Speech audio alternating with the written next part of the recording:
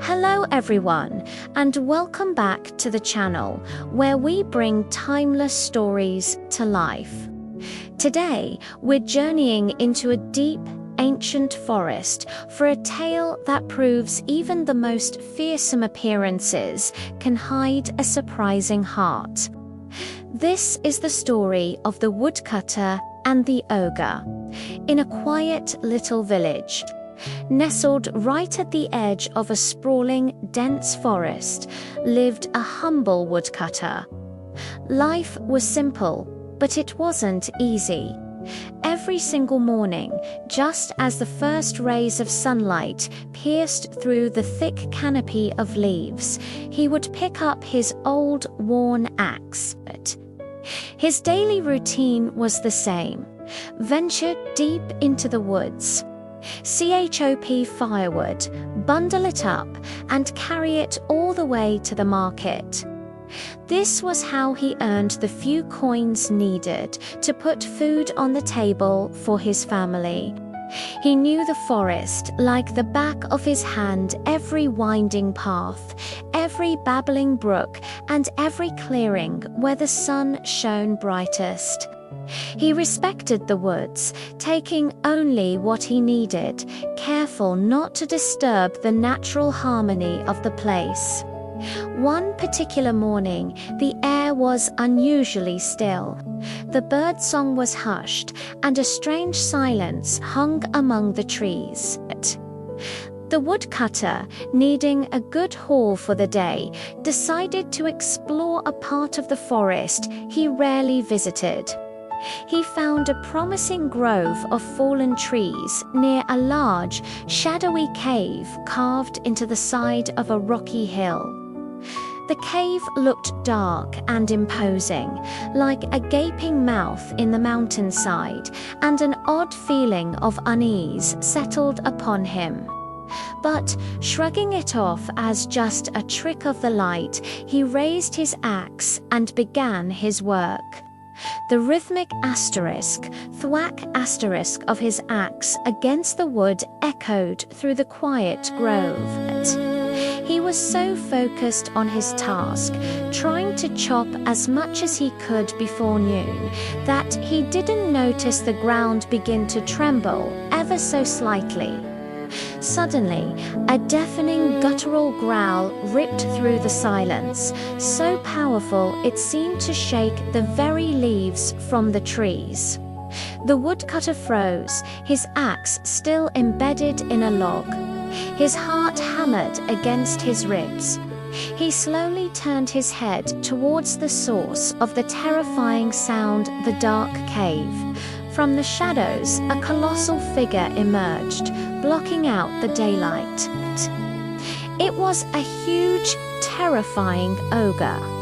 Its skin was the color of mossy stone, its eyes glowed like fiery embers, and its teeth were long and sharp like daggers. The beast stood twice as tall as the tallest man, its muscular arms capable of snapping trees like twigs. The woodcutter had heard old tales and whispers about an ogre living in these woods, but he had always dismissed them as children's scary stories. Now, the nightmare was real, and it was staring right at him. Paralyzed by sheer terror, the woodcutter's hands went numb. His axe slipped from his grasp, clattering uselessly to the forest floor. His legs gave way, and he stumbled backward, falling hard onto the mossy ground. He could only stare up at the monstrous creature towering over him. The ogre took another step forward, the ground shaking with its weight, and let out another earth-shattering roar. "Why?" It boomed, its voice like grinding rocks. "Are you trespassing in my forest, stealing my trees?" The woodcutter, trembling from head to toe, could barely find his voice. He was certain this was the end. The stories all said that ogres were cruel, merciless creatures that devoured anyone foolish enough to cross their path. He squeezed his eyes shut, bracing for the worst. But he had to try. For his family, he had to speak. Gathering every ounce of courage he possessed, the poor man stammered, his voice barely a whisper. I'm so sorry, sir. I had no idea this forest belonged to you." He kept his eyes fixed on the ground, too frightened to look into the ogre's burning gaze. "I'm just a poor woodcutter. I only came here to gather some firewood, to sell at the market so I can feed my family. We have very little, and this is my only way to provide for them." He spoke with genuine desperation, his words unvarnished and sincere. There was no trickery in his voice, only the raw, honest fear and hardship of a man trying to survive. He expected another roar, another threat, but instead there was a long, heavy silence. The ogre stared down at the trembling man. It had seen many humans in its long life, greedy hunters, arrogant knights, and mischievous youths who dared each other to approach its cave. All of them had either run in terror or tried to fight it with foolish bravado. But this man was different. There was no greed in his eyes, no defiance, only a profound and simple honesty. The ogre could hear the truth in his plea. The fiery anger in the ogre's eyes began to soften like embers cooling into ash. The tense, menacing posture of the great beast relaxed. The woodcutter's sincerity had reached a part of the ogre that no one had ever touched before. The ogre's booming voice, though still deep and gravelly, had lost its threatening edge. "You are an honest man," it rumbled, the word surprising even itself. "And you show respect for the woods, taking only what has fallen." The woodcutter looked up, startled. The ogre continued, "I will let you live, little man. I will not harm you." A wave of unbelievable relief washed over the woodcutter.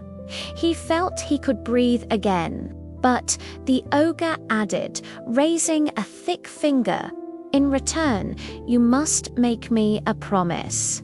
Promise me you will never harm this forest. Never take more than you need, and never harm the living trees or the creatures that call this place home."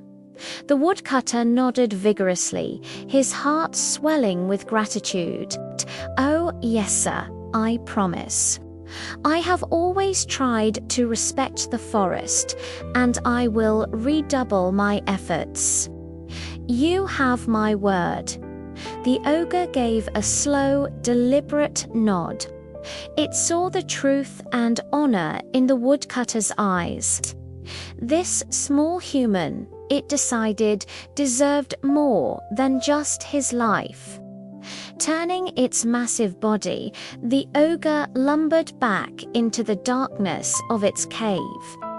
The woodcutter stayed on the ground, not daring to move, his mind reeling from the encounter.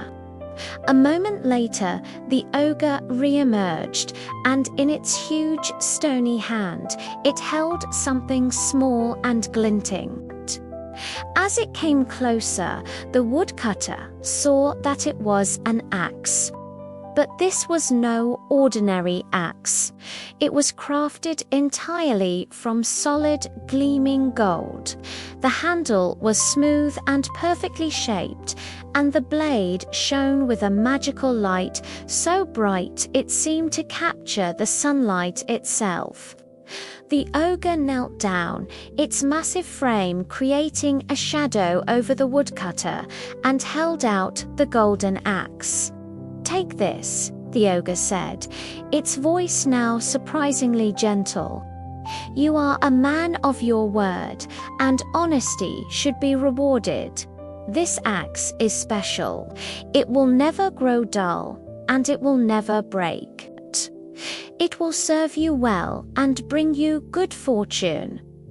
The woodcutter stared, awestruck, at the magnificent gift. He slowly reached out with a trembling hand and took the axe. It felt perfectly balanced, light yet incredibly solid. He looked from the beautiful tool up to the face of the fearsome ogre, and for the first time, he wasn't afraid. He saw not a monster, but a guardian. "Thank you," he whispered, his voice thick with emotion. I don't know how to thank you." The ogre simply grunted, stood up, and retreated back into its cave, disappearing into the shadows. The woodcutter, still clutching the golden axe, scrambled to his feet. He picked up his old, forgotten axe and his bundle of wood and practically ran all the way home, his heart pounding not with fear, but with exhilaration and wonder. From that day forward, his life was completely transformed. The golden axe was truly magical. It chopped through wood as if it were butter. What used to take him a full day of exhausting labor, he could now accomplish in just an hour. He was able to gather more wood of better quality than ever before. At the market, his fortunes turned. He earned enough not just to feed his family, but to give them a comfortable life. He bought them new clothes, repaired their small cottage, and ensured they never went hungry again. But through all his newfound prosperity, the woodcutter never ever forgot the promise he made to the ogre. He remained a humble and honest man.